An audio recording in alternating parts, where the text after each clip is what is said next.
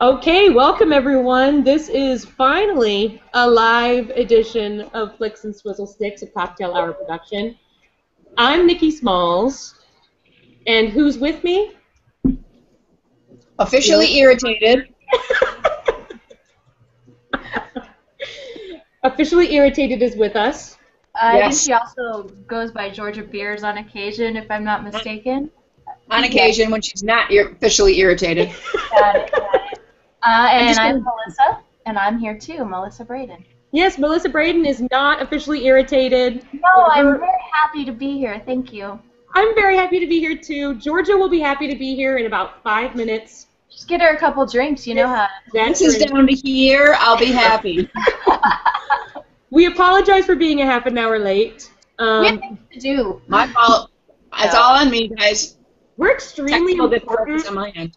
So, but look how good it works on Georgia's phone. So everyone that needs a new phone, you should get Georgia's phone because it works really nicely with Google Hangouts. That's right. Samsung 4, baby.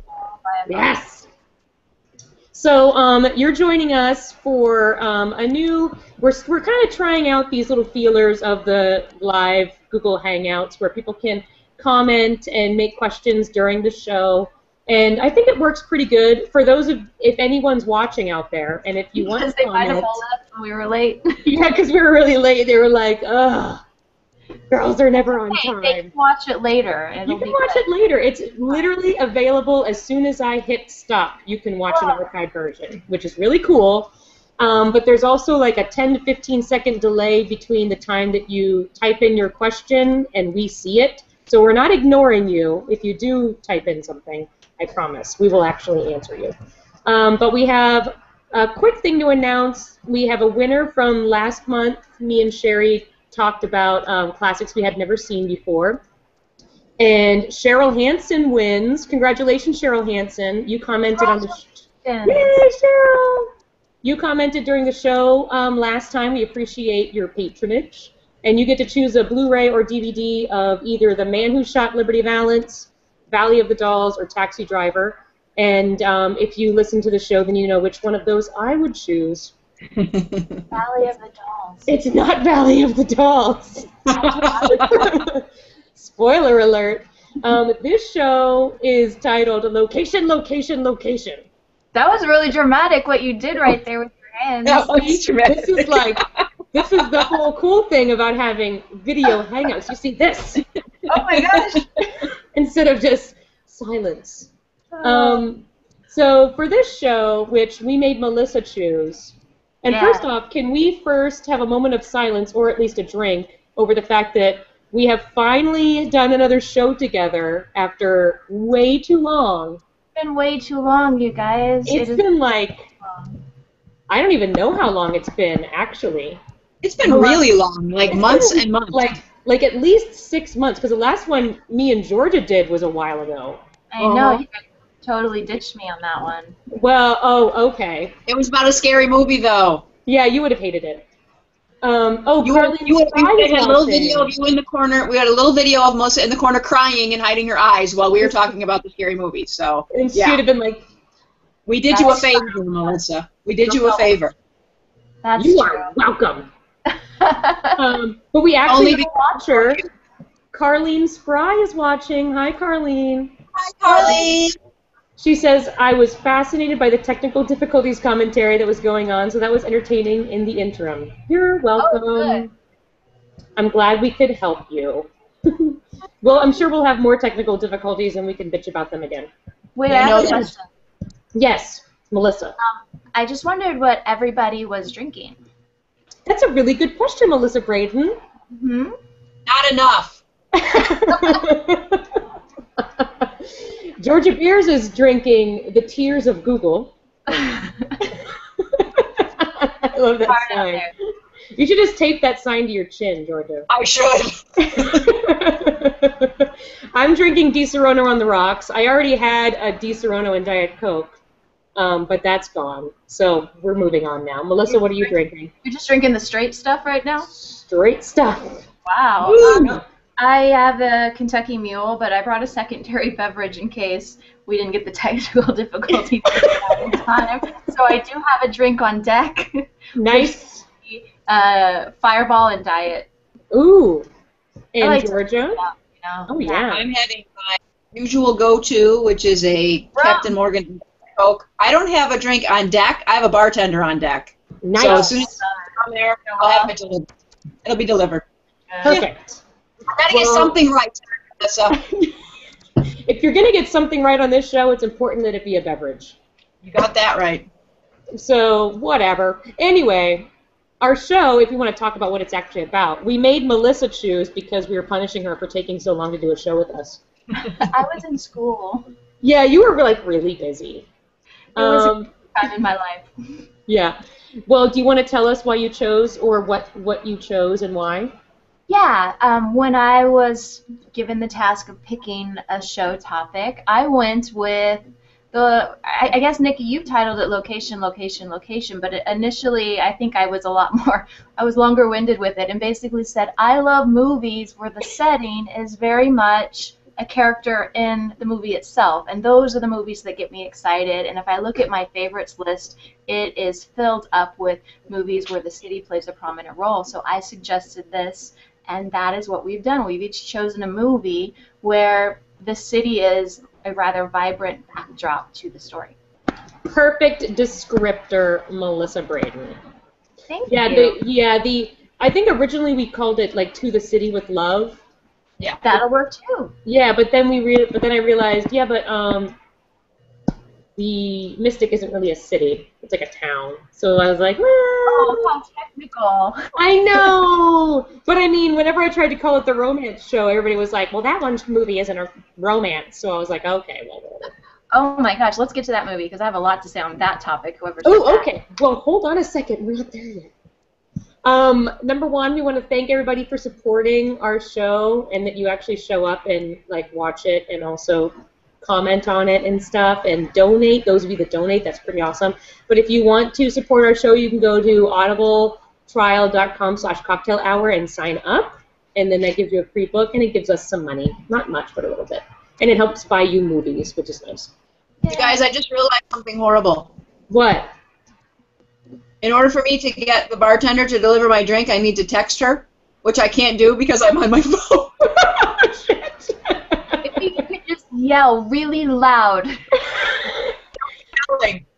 Do you have like a tennis ball you can throw down the stairs? You know what? I probably could. You probably could. Signals. Yeah. You can burn. That's horrible. Georgia, if you need a new drink, you can always get up and go, and then we'll shoot the shit. This is a bad night. It's a bad night. It's a bad night. Don't worry, we're here for you. Everything is okay.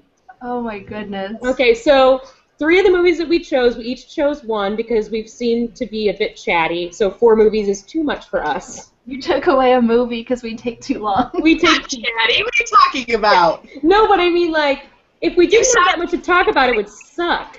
It sounds like we talk endlessly all day long every day. We don't do that. No. Okay. We have jobs and lives that we avoid. Exactly. Yeah, we're really dedicated.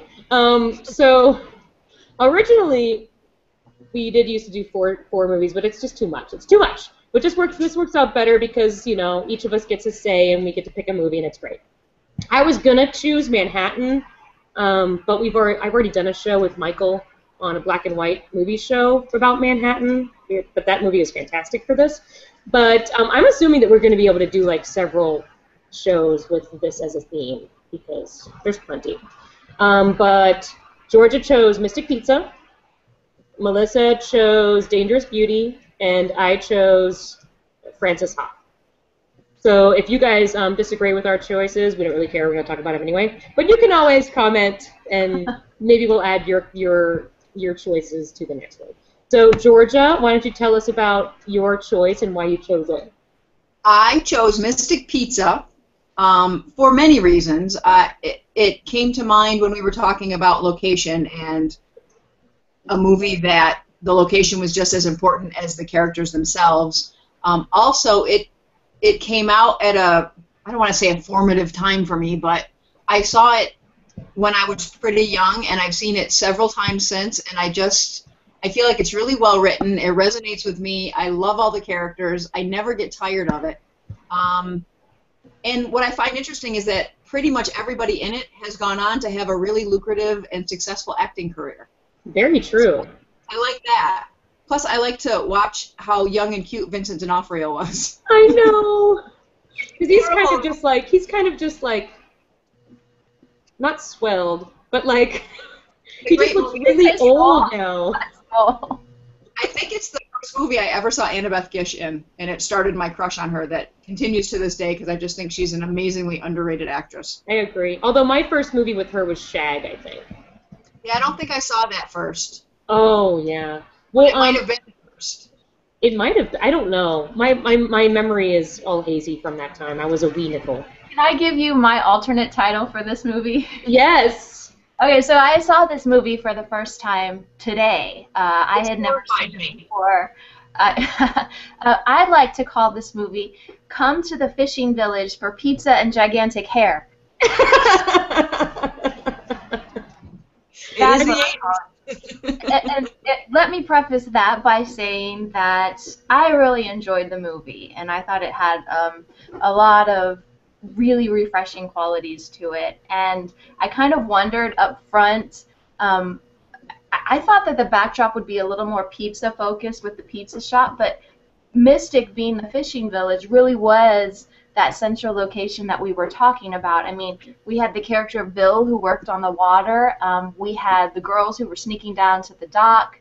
We had the fish that was dumped on the Porsche. Which is my favorite part. The prevalence of lobster in Daisy's life, that she just kept running into lobster that she didn't want anymore. Yes. So the water, in fact, is what brought me back time and time again to that setting tie-in, was how important a role that the water played, which is really I agree. And I mean, and also if there's a huge population of Portuguese immigrants in like Connecticut and that general area, and really if this movie wasn't filmed about that population and them interacting with the rich white people in the same community, it wouldn't have been a movie, because that's really what it was all about.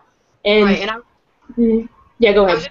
I was going to say, not just a fishing village, a Portuguese fishing village. Yes, specifically Portuguese.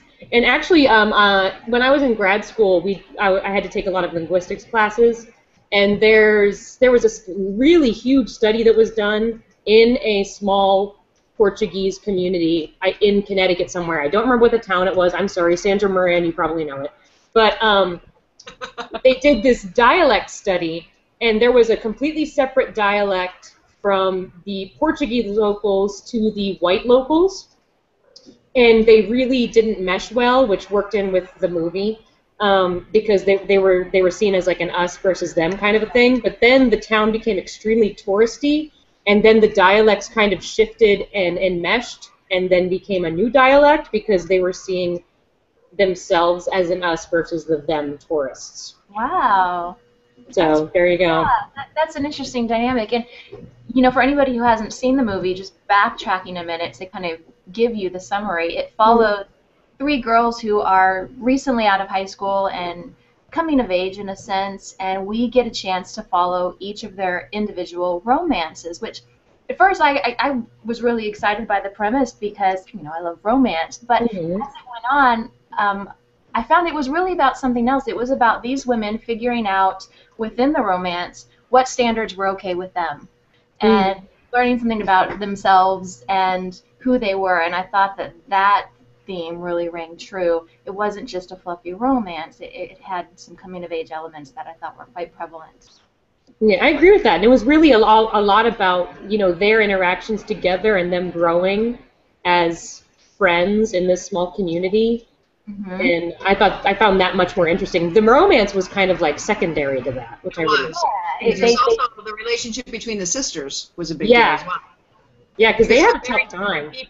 They're very different people, and they have very different values, but in the end, they're sisters, and they're there for each other regardless. And I really liked that storyline, as you guys can attest to, as somebody with a bunch of sisters. Oh, exactly. Right. Well, and we all have sisters, by the way. In case, for those of you who don't know us, we all three have sisters. Lots of sisters. There's a lot of sisters. Yeah, and you know, we had the three characters who were so different. We had Daisy, who was the wild child, and we had Kat, who was the smarty pants who was going off to Yale, but still kind of figuring out her adventurous side. And then we had JoJo, who was probably my favorite arc of all. Oh, she's my favorite. Yeah, basically. By far. They took the gender archetypes that we're used to with JoJo's story, and they completely inversed them. So we have this girl who is very much into her boyfriend for the steady sex life that he provides, but she's not really as invested as giving him emotionally what he needs, which we usually see as the flip side with the gender archetypes. So this was a cool examination. Agreed, wholeheartedly. And I thought she had the best lines in the whole movie. Lili Taylor is pretty awesome. I love Lili Taylor. Right? And as me and Georgia have discussed in the past, she is a robot because she looks better now than she did when she was 20. The woman doesn't age. What is it? I don't know. She looks amazing. I think she looks way hotter now than she did when she was young. That's the Gillian. It's the what? Gillian Anderson syndrome. Oh. It's my favorite syndrome. Hotter as they get older. Yes. My favorite. But also, number one, my biggest pet peeve in this movie, she keeps saying that she's going to go study astrology instead of astronomy. Astrology.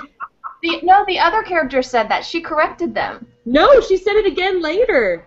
She did because JoJo says it wrong, and then I watched it this morning, Nikki. Oh, okay, good. Pat turns to her and says, it's actually astronomy. Astronomy? Oh, thank God.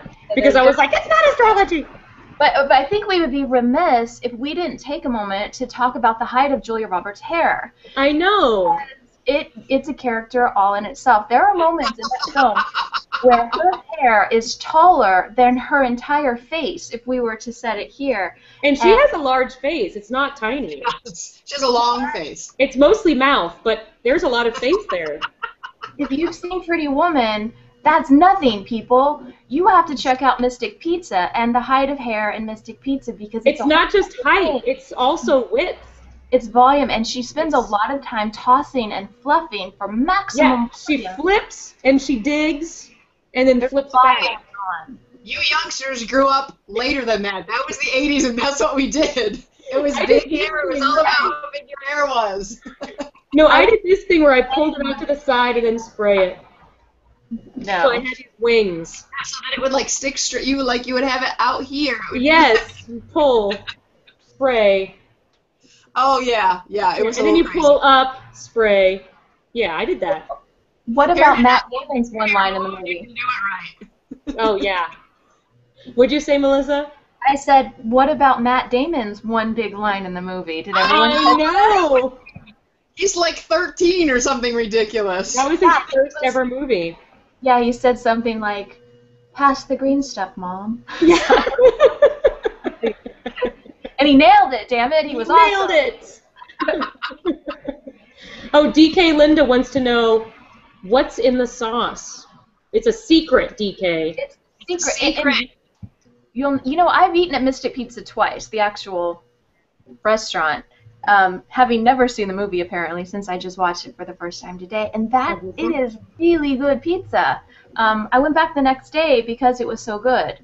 So whatever that was based on, there's some truth there. Though I have to say, refined palate. So can you figure out what it is? I'm no chef, Nikki Smalls. She is not a chef. Stop that. But you like tasty food. I can't be decoding recipes, but I can tell you that it was very tasty pizza. But I have to say, what did you say to me? What? It was very tasty pizza. I like it.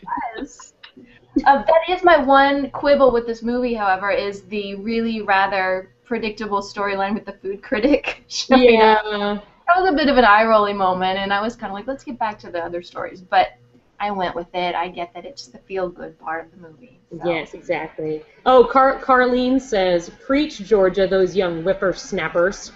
I see how it is. You get me, Carlene. You get me. I see how it is. And also she says, "Annabeth Gish looks better now, too." I very agree with that. She said she was cute back then, but now she's friggin' gorgeous. She was only 16 when Mystic Pizza was made. I thought she was older than that. She looks older. She did seem really young. Yeah, 16, I can get behind that. And she had to do some really high emotion on some of those scenes. That Her storyline was a bit rough. for a 16-year-old who, I guess she was playing like 18 or 19, but still, that was kind of heavy for a 16-year-old to relate to, I would imagine. I agree. And these days they would make like a 29-year-old play a 18-year-old. They just had Entertainment Weekly just did like a big reunion issue a couple of months ago because I think it's the 25th anniversary or I don't know, some ridiculous amount of years. And they got all the cast together, and Annabeth Gish said something about how she wasn't allowed to go out with everybody else because they were all older than her, and she had to go home with Mom. Aww. And we all take a moment and go, aww. Poor Annabeth. Poor Annabeth. But that's okay, 'cause she looks amazing now. Yeah, she came out. Well, and she's had a really steady career. I mean, she's not a household name, but she has acted steadily for the entire 20 years since this movie was made. Agreed. I mean, Julia Roberts went on to become, Julia Roberts. But Lili Taylor, she's kind of had some hits and miss, but she's worked pretty steadily. She's had a good career. Yeah. She's kind of having a bit of a resurgence in this last few years, which I really appreciate because I loved her. Mm-hmm. And that's one of the best parts of the movie is getting to see these young starlets before they became who they are, and getting to see them like still a little, lack of experience, but the natural talent is really there. So I think I'll always look back on this movie with fondness because of the time period and who they were back then. Was this the first Julia Roberts movie? Yeah, I believe it was. I think it was too. Pre-Steel Magnolias, pre-Pretty Woman, all of that. Oh, Steel Magnolias, don't even start. I'm going to start crying. This is my I'm crying eyes. I can't take it. There's no crying in Flicks and Swizzle Sticks. There's no crying. There's drinking. Yeah. But yeah, I mean, I'm glad that you hadn't seen it before, actually, because I feel like I have a lot of, young Nikki emotions for it because I watched it so many times when I was growing up, but I really never watched it when I was an adult. So I feel like I'm wondering if I'm like, well, what if I only like this movie because I liked it when I was a kid? I think you'll still like it. Yeah. Because I was kind of the same way, but I watch it probably once a year, and I still love it. Every single time I watch it from beginning to end, there's nothing I skip. I still love it. So and, even though it was made in the 80s, I think 88 is the official year, watching it now is kind of like a love letter to the time period. So if you were somebody who was a teenager in the 1980s and you haven't had a chance to check this film out, I would say do it because it's not very long. I think it's like 100 minutes, and you can kind of get lost in a time when things were simpler and brighter and bigger. I agree, and huger and curly. Gigantic hair. Huge and curly. There you go. I kind of miss Julia Roberts' big hair. Well, you know where you can find it. I know. But I mean, I think like Pretty Woman was the last of her big hair, and then she started straightening the hell out of it. Yeah. Bring it back, Julia. I love it. Well, our next movie. It'll come back. What's that, Georgia? Fashion is a pendulum. It always comes back. It'll always come back to Julia Roberts' huge Vincent hair. D'Onofrio in that movie, he's wearing skinny jeans, you guys. He totally is. It's all a cycle. He's so cute in that movie. He's so cute in that movie. He really is. And oh, you know what? He's just a really good actor. He is, and that was before Full Metal Jacket, right? Because that's when he put on all that weight. He put on like 50 pounds or something ridiculous for Full Metal Jacket. He looks completely different. But he's the sweetest guy in this movie. I just wanted to give him a hug. Aww. And he kept getting rejected, but I mean, she still loved him always, and he's a good guy. He's a good guy. He's a good guy. There are good people out there, people. Well, our next movie is Dangerous Beauty, which is Melissa's pick. I was so excited you picked this because this is one of my favorite movies. And I didn't know that when I picked it, so I was excited to hear that after the fact that you were a big fan of the film as well. I always have been. Me and my sisters were kind of obsessed with it. Well, I love period pieces, and I think this one definitely falls into that category. And so when we were talking about films that tie into their settings, this one did pop into my head. It takes place 16th century, I believe, Mm-hmm. in Venice, Italy, land of gorgeous, and Yes. I really do think that they did Venice justice in the film. And when I think about the movie, the first thing that pops into my head is the cinematography, and they had this honey-toned warmth that they shot everything through, where you just knew that the movie was going to be full of, just rich, sexy, beautiful everything, and the world was very lush, and that's really appealing to me, and especially since there's so much romance throughout the film that I think it even has the word beauty in the title. There's just a whole lot there. Mm-hmm. So I immediately gravitate to it. And for those of you who don't know, it is the story of Veronica Franco, who falls in love with Marco Venier, and they can't be together because she is of a different station than he is. And so rather than go be some poor man's wife, she follows in her mother's footsteps, and she learns to become a courtesan, which in that time period is kind of like an educated prostitute. Mm-hmm. But there's a lot of benefits that are afforded to her that wouldn't have been if she had chosen to marry someone. Agreed. Yeah, so I just love it. Even watching it again, I never get tired of it.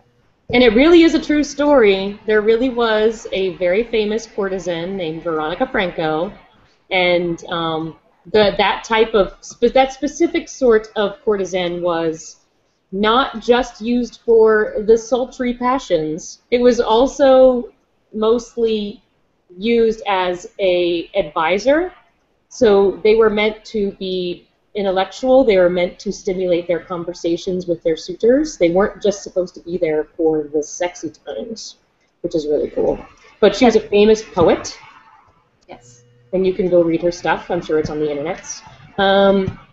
But yeah, she really did exist in that time. And although I'm not sure about the whole romance situation, I think that was a bit Hollywood. She had benefactors until the end. But she, sorry, Carlene, I ignored that.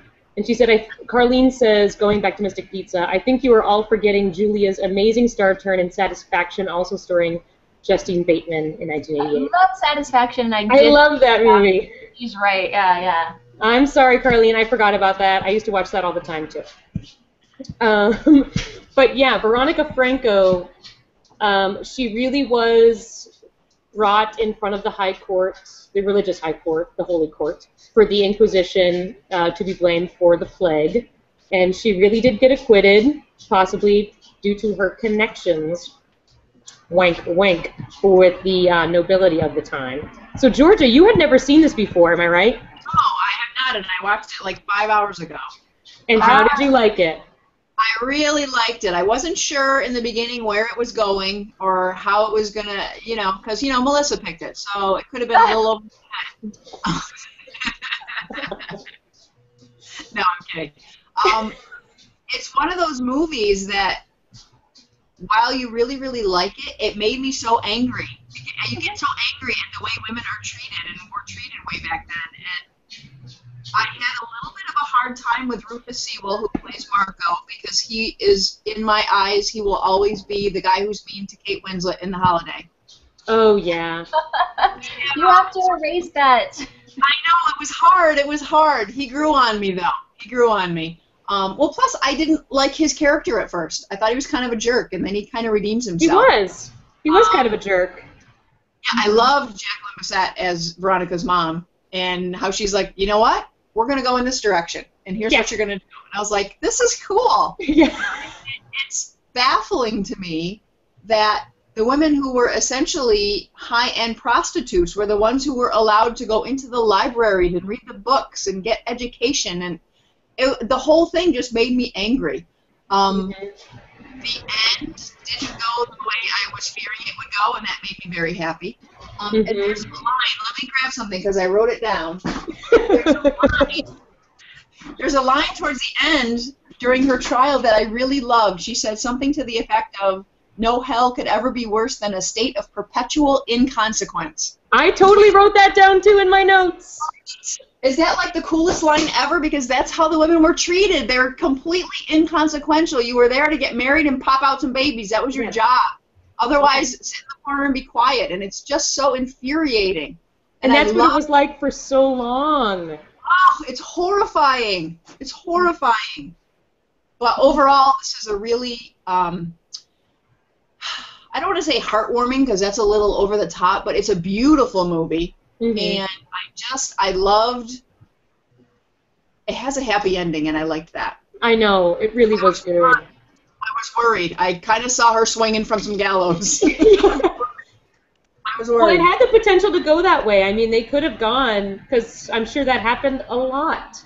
Right. But I think that, you touched on something there about women being powerless and not being admitted to just some of, the same circles that men were or afforded the same privilege. But, I think the director had said at some point that he set out to really showcase the power of a woman's sexuality, which even in our culture today, I think is something that is pushed down a great deal. And we have terms like slut shaming and things that you can see parallels for in this movie in the 16th century, which is so interesting to me that those two things still exist all of these hundreds of years apart. And the fact that she was standing up there and saying, no, I enjoy my body. Exactly. I am fine with that. Every woman has the right to enjoy sex. Yeah, that she was like, sex is fun, and why is it bad that I have fun with it? Why is it a bad thing? I mean, it was pretty cool. Yeah, she was an amazingly awesome feminist, and I like her a lot. Yeah, and I love that her little friend stood up for her at the end, because I was worried about that. I know. Little young Naomi Watts. Yeah, right. I didn't even recognize her until late into the film, and I was like, "Whoa, I totally missed that." Especially when she gets angry, you don't recognize angry young Naomi Watts. No. I thought she did a really great job because her character is so stiff. Like she hardly ever moves during any of her lines. Did you see what she has to wear? I don't think she can. Yeah. It's that whalebone shit. Yeah, I don't think she can move. And skinny young Oliver Platt. Oh, yeah. Which he, you really like him at the beginning because, he's funny. He's very poetry are awesome. I love the poetry back and forth. That was so fun to watch. Yeah, but he, he turns out to be a, typical jealous, shady prick. Yeah. She calls him a prick. And it's true. He is. But you know what? What I like about this movie is that Rufus Sewell, he really isn't like traditionally Hollywood attractive at all. He's like exotic attractive. Yeah. Yeah, but he plays it so well to where you can believe why he is a ladies' man because he's very charming. He's very easy to talk to. He's relaxed. He's chill, and he pulls you in. He's very enigmatic. So I was like, no, I believe you. You can be sexy and ugly. The way he's serenading her on her balcony when she's clearly with other people. Yes. And back then we're like, oh, that's so romantic. And nowadays it's like, stalker. Yeah, I know. That's a whole different thing nowadays. Yeah. I think one of the things I was most pleasantly surprised by is when I first put it on, I started watching it, I knew almost every single person in the cast. Yeah. Like, Carides is in it. Joanna Cassidy is in it. Fred Ward. I mean, there's everywhere. I was like, oh, I know him. Oh, I know her. Yeah, tons of amazing people. And actually, several famous people at the time turned it down. Drew Barrymore turned it down. Winona Ryder, Uma Thurman, which I can't picture any of them playing this role, especially not Drew Barrymore. No, Catherine McCormick has got to be Catherine McCormick is where it's at. If you guys have not seen this movie... Let me tell you, gonna make. This movie has everything. This movie has love, sex, war, plague, fanatical zealotry, which who doesn't want fanatical zealotry in their films? Everyone. I do. I think that I can't highly recommend it enough. It has all of the elements there. I agree. And it's beautiful. And it's a true story. Who doesn't want a badass true story like that? I have one complaint about the film, and I feel like I had one complaint about Mystic Pizza too, but the one complaint I have is I love the courtroom scene, but towards the end of it, it starts to get a little melodramatic for me with the slow standing up. Do you know what I'm talking about? It reminded me of the slow clap from Can't Buy Me Love, the slow clap. Yeah. Yeah. So it pulls me a little. I'm like, just stand up faster. Let's not be so dramatic about it. Let's just. Well, the one really old guy couldn't stand up very well. I know, and then you always have to have a little bit of comic relief, which I guess was his role in this film, is at the end. But if I could eliminate one thing, it would be the slow stand at the end. Yeah, the slow stand. But it was very cool that those guys, like, they were like, no, I totally banged her a lot. And you would too. And I'm like, yes, I agree, I would, in a heartbeat. What are you gonna do? I also found it interesting that the wives are so bothered by the whole thing when all of their marriages, none of them are based on love. No. But that doesn't matter, really, because it's all you have. Like, they don't have the option of going off and finding a lover. It's not like they had male escorts. They can sleep with each other. Yeah, they could sleep with each other. Why not? Why not? We're going to open up some options for you girls. Moira Kelly, have you met Naomi Watts? Yes! I feel like you guys would have a lot to talk or not talk about. Exactly. That's what I'm talking about. Yes. But Carlene also says that Rufus Sewell has a sexy smirk. He always looks like he has a sexy secret. I agree with that. Carlene feels me. I get it. Mm-hmm. Yeah, we feel you, Carlene. Yep, she's right. He's kind of sexy ugly, which is a shout out to Jessica Stein. Sexy exotic. I don't get the ugly. I get sexy exotic as opposed to traditionally sexy. He's not a pretty boy. Yes, he's not a pretty boy. What, Georgia? I think he looks like a bug. It's the eyes is the problem. But look how he always looks interested in you. Look at me right now. Do you think I'm interested in you? But don't I look interested in what you're saying? It's charisma. He's got charisma. Look at all my charisma that I have. Stop that. Charisma, creepy, whatever. Same thing. This is why you do video hangouts, so that you can look at this. You're welcome, public. Oh, my mom wants a cocktail too. But this movie is based on the book, The Honest Courtesan, which I've never read, but I feel like Margaret I should. Rosenthal, shout out. What's that? Margaret Rosenthal, she wrote it. Shout out. Oh, yes. Shout out. There you go, Margaret. What's up, girl? What's up, Mags? There you go. Yes. There was also the lower grade courtesan, but she was not one of those. No, you mean like that's what happened to Melina Kanakarides' character, right? She becomes because of what happens to her. Yeah, but there's always those are always exist. If you're not one of the intelligent courtesans that's useful for something else, you're on the street. Well, you're on the canal. Oh, yeah, that was the one other person. That was the one other person that was in the movie. Jake Weber playing the king. Looked like he was 15 years old. I watched all of Medium when it was on, so I'm used to him with like all the hair and looking a little. Yes.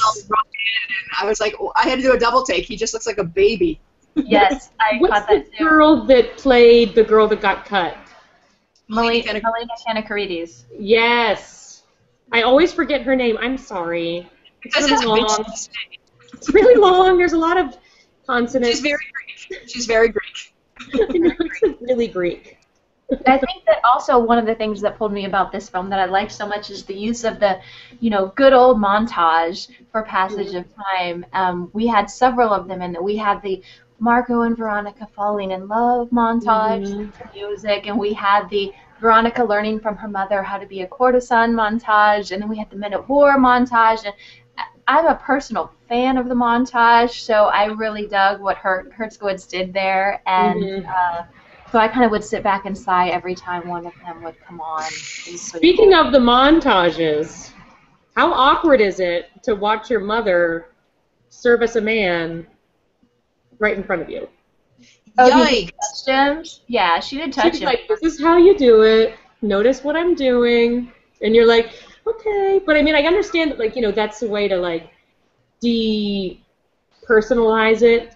Like, no, this is a job. This is what you do. That's one of the other things that's kind of amazing about that time period is that everybody's like all up in your business. You know, you get married and they like put you in your bedroom and they shut the door and they stand there and wait and see how it went. And they announce it and they're like, for Venice. And yes, with the king, like the entire town is standing outside of her bedroom waiting to see how it went. Yeah. And they're like, you can have the boats. Veronica Franco is a national treasure. Yes. Yes, Yes. Her downstairs gave us ships. Until the fanatical zealotry shows up in the film. Yes.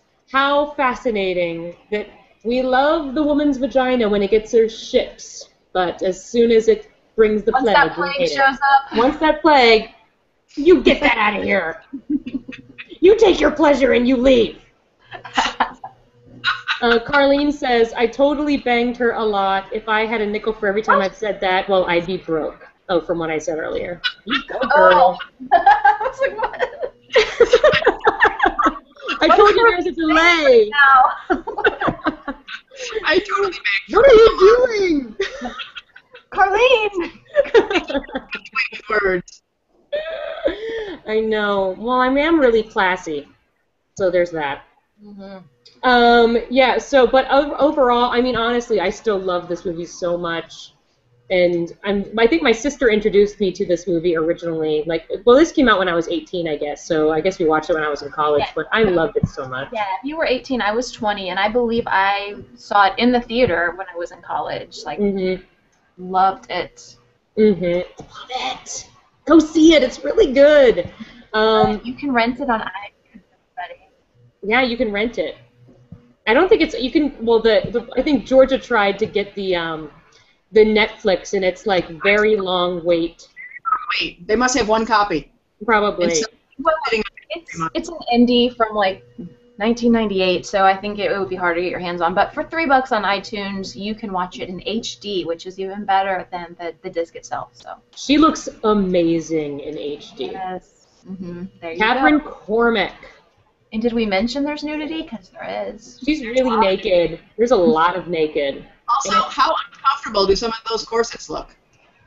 Really. They look very uncomfortable. I'm not signing up for that. Made me. I just watched. She'd walk by and be like, "Ow, my boob."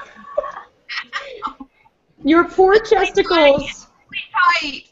Loosen it out. Let it out. Let the girls free. Yes, let them breathe. Georgia, how are you doing? Are you still irritated? She seems to have loosened up.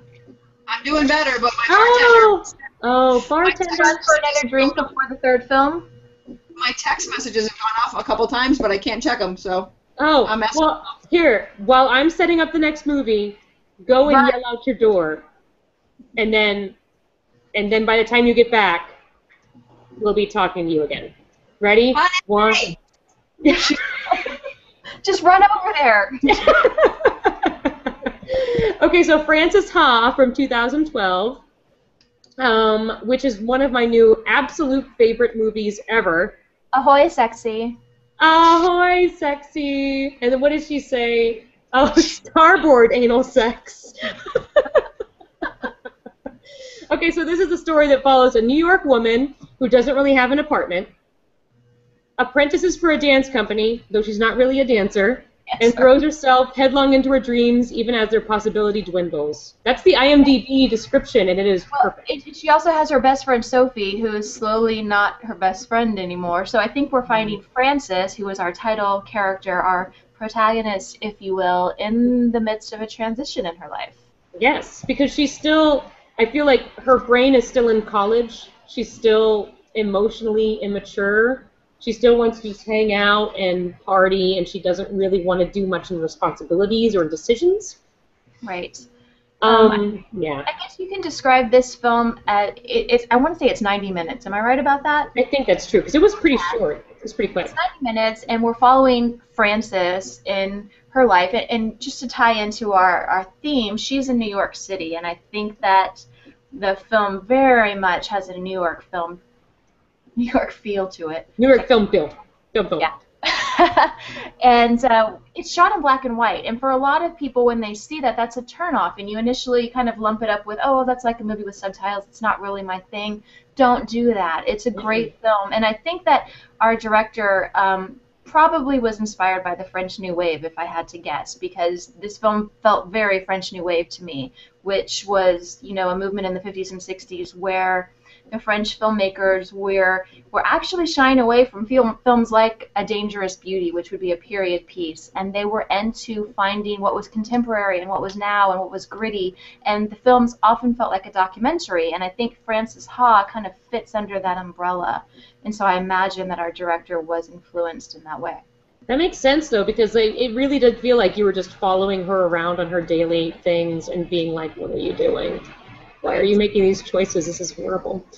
But they filmed it on the sly. They didn't really have a lot of, permits. So they would just kind of film things through New York. Yes, yeah. That's exactly it, where the equipment needs to be very mobile and there's not a whole lot to the production. So that's exactly what you're describing. Mm-hmm.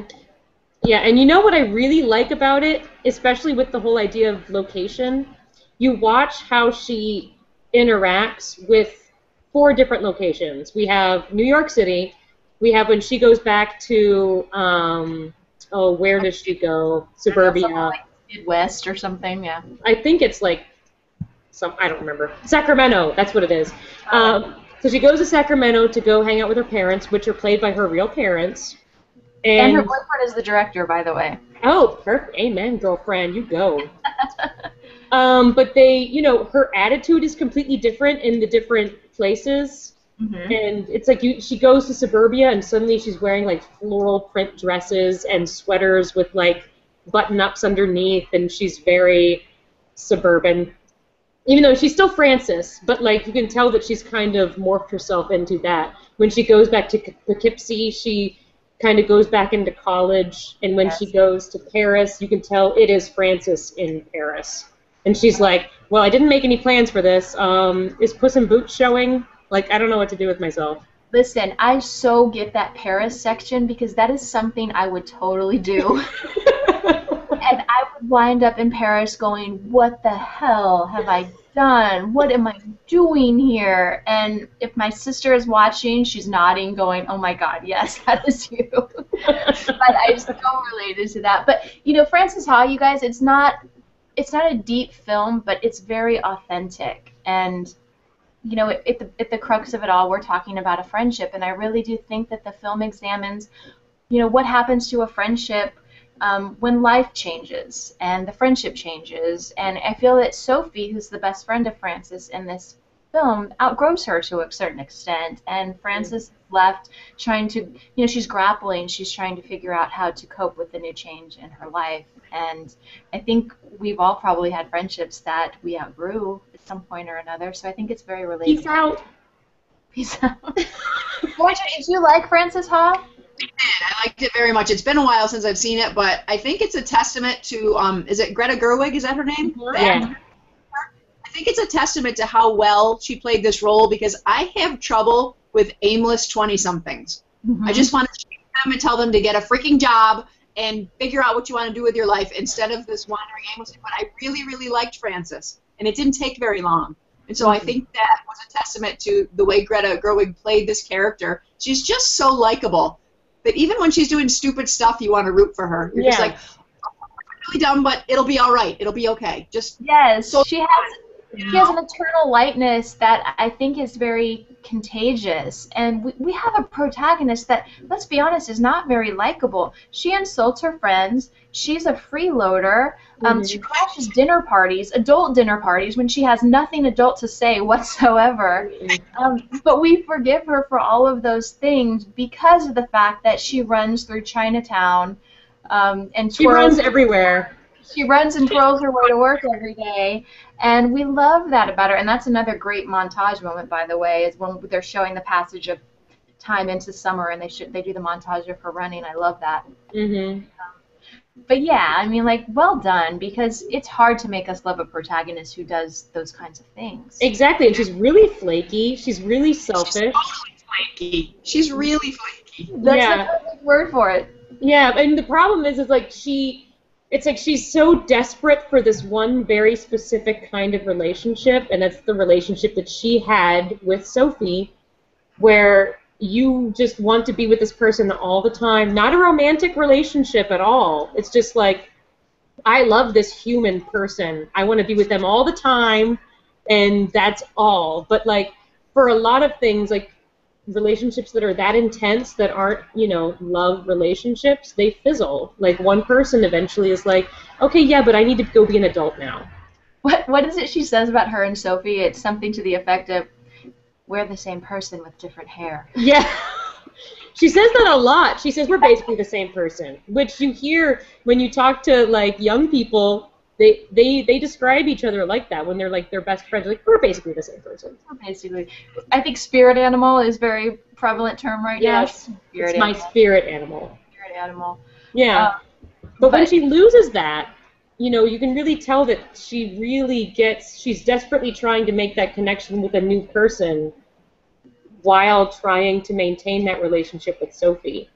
Right. And for anyone who's familiar with Broadway, there's a huge cameo, and it's not even a cameo, she's a supporting character, is the dance teacher who actually runs the company is played by Charlotte Dambois, who is the daughter of famous dancer Jacques Dambois and brother of Christopher Dambois. If you Google Christopher and Charlotte, you can see this amazing routine that they did for their dad's birthday. But he's a really iconic guy, and so it was really cool to see Charlotte featured as a dance instructor in this particular movie because she's not an actress who's had a ton of film work. She's mainly based in the stage.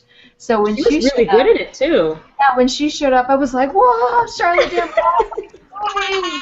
Dambois!"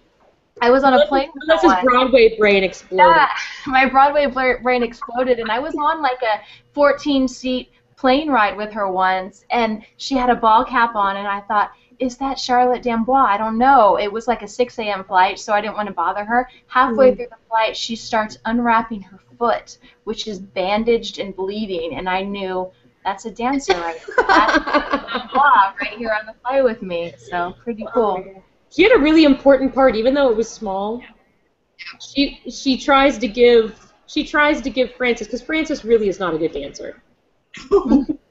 She's not a dancer. She wants to be. Yeah, I mean, she has this very ambitious dreams. She wants to be a dancer, and she wants to be a dancer yesterday. Right. But even whenever she's practicing with she's an apprentice for this dancing company, and you see the other people that are actual dancers, and you can tell the difference between Frances and the others. And isn't that Meryl Streep's daughter the one you're referencing? Yes! Grace Gummer. Rachel's the character, but yeah, Meryl Streep's daughter plays her. She's the better dancer that Frances is understudying. And she's a good dancer.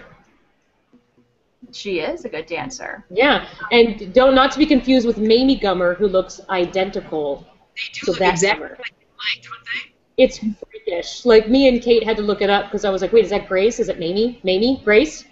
Are they the same person? No. Yeah, but this one's Grace.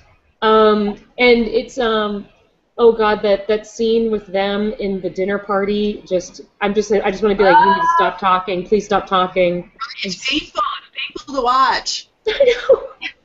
But that's because she's so immature that she cannot hold her own among these sophisticated people, and it just shows us that. Doesn't know to shut up. Yeah, she doesn't know that yet. She's not mature enough. Yeah, it's unfortunate. But, that just back to our theme, which is location, location, location, that's kind of a flaw for Frances in terms of her career, is that she doesn't have that New York cutthroat mentality that's going to take her to the top. She's too, lighthearted and whimsical and fun to ever really make it. So she's kind of at odds with her setting in a way. I think she assumes that everything's going to turn out okay, but she doesn't take any steps to make it okay. Exactly. And we're left a little bit at the end of the film, and I don't think this is a spoiler in any sense, but you don't leave the film feeling that Frances is entirely grown up yet, but you leave feeling that when it's time for her to grow up, she probably will. Yeah, because honestly, I think that that's what the part of Poughkeepsie really was, and you can see her shift when she's in Poughkeepsie, where she goes back to college, yes. and she becomes an RA at her college, and you're like, okay, you're like 27. I don't know how old you are, but you're too old to be an RA in college. It's a little awkward. Yeah, and she wants to take classes, and they're like, oh, you can't take classes. RAs can't take classes. RAs can't take classes. Yeah, so But you see that, and whenever Sophie shows up, and whenever Sophie is drunk, she acts like, she acts like her. Yeah. But whenever she has to take care of her, it's almost like you kind of watch her kind of being like, okay, no, I guess I need to, like, take care of my own shit. Yeah. And then she starts taking the steps. Yeah. Sophie's a little more grown up, and Frances is playing catch up to a certain extent. Mm-hmm. Yeah. But I think she'll get there. I really do think she'll get there. She's never going to be what she wants to be. I think that's true. And one of the things that's so great about this film is how many catchphrases you take away from it. Mm. I mean, I still say "ahoy sexy" to the two of you all the time. Yeah. Frances often says, "This is magic." That's a fun one. We all know undateable. Undateable. Undateable. I say that a lot. Undateable. About myself, even when I say something stupid, I just follow it up with the words undateable. Oh, and Benji. Oh, little Benji. Because I feel like he's like, hey, maybe? Huh? Maybe? Is he the one who's like, I'm going to be a writer on Saturday Night Live? Yes. And he's like not even submitted his stuff. He's like, I'm on page 69. I'm pretty excited about it. It's pretty far. You're like, that doesn't seem like a lot of pages. And Adam Driver, in a very we have to say, if you watch this show Girls, this film is kind of a little reminiscent of Girls in my opinion. And we had a watered down version of Adam from Girls in Lev, in Frances Ha. He's very similar yet at the same time different. So go Adam Driver. I really like him. I think too. he's going to go far. Georgia, do you watch Girls? Oh, I think you should. I don't know. I don't know if I would like Girls. I don't know. I feel like you should just try it and see. You like Girls, but I don't know if you'd like Girls. Exactly. But the thing is like it's very honest about a lot of issues dealing with like someone in their mid to late 20s in city. So it's kind of nice to be voyeuristic and watch it like that. It's pretty self-deprecating. Mm-hmm. Yeah. But are they people that I'm going to want to slap? That's my question. Yeah, you're going to slap some of them. Yeah. That might be too frustrating for me, but I hear good things about it, so I'll have to check it out. I mean, she's very Lena Dunham is very she's very intuitive, and she's very honest with herself. It seems so. She's very good at showing the darker sides of everything in a very honest way. So that's also very interesting. So if you guys are watching, you should do that. I would say if you're watching and you've seen Frances Ha, check out season 1 of Girls. Yeah, you'll like it. There's a parallel there that you can latch onto. If you like that, you'll like the other. Now you have to rank them. We have to rank them because it's the rules that I made. These 3 movies, you have to rank them. Oh, rank. I thought you said write. I was like, I'm not writing anything right now. You have to write a movie, and also you have to rank these 3 movies. You know what? This is a crazy ranking system because we could not have 3 more different films in our lineup. So, Nikki Smalls, what is my criteria for ranking these 3? I would say your enjoyment. Oh. Like, which one can you watch the mostest? Over and over and over again? Yeah. Frances Ha for me. I probably wouldn't get sick of that for a while, but at the same time, Dangerous Beauty I absolutely love, but I'm probably going to put on Frances Ha a few more times than I would Dangerous Beauty. And I love Mystic Pizza. I don't want to discount it at all, but so I guess I'd go Frances Ha, Dangerous Beauty, Mystic Pizza, but I feel that they're all 3 quite close. I think I agree with you. I don't think you can go wrong with any of them, honestly. No, they're so different. It just depends on your palate and the day of the week. Mm-hmm. If you're in the mood for some Catherine McCormick, then pop on some Dangerous Beauty. If you're in the mood for kind of satirical life, go for Frances Ha. If you're in the mood for Julia Roberts' hair, go for Mystic Pizza. That's right. I mean, you can't go wrong there. No, I agree with your assessment. That's my exact same ranking. Georgia is yours different? Georgia's now. Mystic Pizza, Dangerous Beauty, Frances Ha. Oh. She's the outlier. You are the outlier. In a good way. In the best way possible. Story of my life. Well, next month I'm going to be talking about, my friend Maria. I've been promising my friend Maria, who lives here, that I would do a Kurt Russell show with her for about 6 months. Oh, I love Kurt Russell. Yeah, so I'm going to be doing a show. Please, please, please. Which one? Big Trouble in Little China. Oh, we're obviously doing Big Trouble in Little China. Georgia, you can be on the show with us if you want, because I know you like Kurt Russell. No, listen. All right, well. Oh, Michael wants to be on it. He's doing this with his hands. Michael, you're welcome. Yeah, so I'm going to do that one next month, and then hopefully I can get my roommates to do the Little Charnock family vacation movie thing, because we tried to do that last year, and then all of our schedules got defunct. So hopefully we'll do that for next month. And then, Melissa, you're going to be crazy busy, but are you going to come back and do another show with us? Of course. Obviously. We'll just make you. Yeah. And we'll see each other in P-Town. Yeah, we will. We will do that in October. We will hang out and we will have fantastic times. It will be magic, as Frances says. So anybody that wants to come visit will be there in P-Town. You guys can go off and, like, have them sign their books. I'll just be there drinking with my wife. But still. I'll give you a high five. Yes. But thank you for joining me, guys. And you guys, thank you for listening. And you guys can comment on the website whenever you want. And afterwards, I'll add little YouTube things right about here that will show the trailers of each movie as we talk about them. Then you can click on them and do whatever. It's really good. I can visualize that because you said exactly where it would be. It's it. I'm going to have to put it exactly right here. Otherwise, if I put it over here, it's going to be really confusing. But thank you guys again, and I can't wait to see you guys in P-Town. And I'll do another show or whatever. Like 7 weeks. We'll be there, right? In like 7 weeks, which means I have to pay for my place. Yeah. Yeah. But make sure you guys tune in. If we can figure out the technical difficulties, we'll do it more with video. If not, we'll go back to podcasts.